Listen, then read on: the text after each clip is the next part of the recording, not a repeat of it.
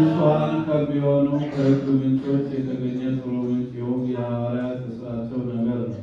ጸሎታቸውና በረከታቸው ርዕሰ ሊቃነ ጳጳሳቱ በአባ ማትያስ ብፁዕ በሚሆን በአባ ሳሙኤል በደብራችን በደብረ ምሕረት በሀገራችን በኢትዮጵያ በምንኖርበት አሜሪካ እዚህ በተሰበሰብን ቤተክርስቲያን ላይ ለዘላለሙ ጸንቶ ይኑር አሜን።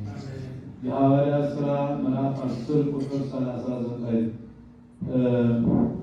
በይሁዳና በኢየሩሳሌም ባደረገው ሁለተኛ ሁሉ እኛ ምስክሮች ነን። በእንጨት ላይ ሰቅለው ገደሉት። እግዚአብሔር ግን በሦስተኛው ቀን ከሙታን ለይቶ አስነሳው፣ በግልጥም እንዲታይም አደረገው።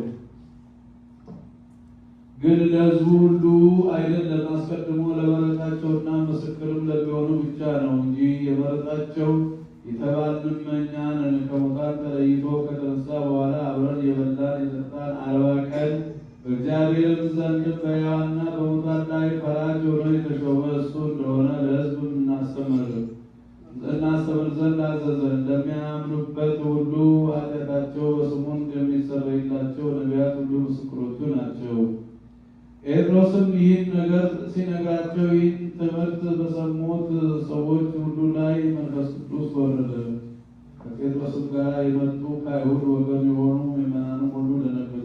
ብዙም ጸጋ በአሕዛብ ላይ ወርዷልና በልዩ ልዩ አገርም ቋንቋ ሲናገሩ እግዚአብሔርን ሲያመሰግኑ ኖረዋል።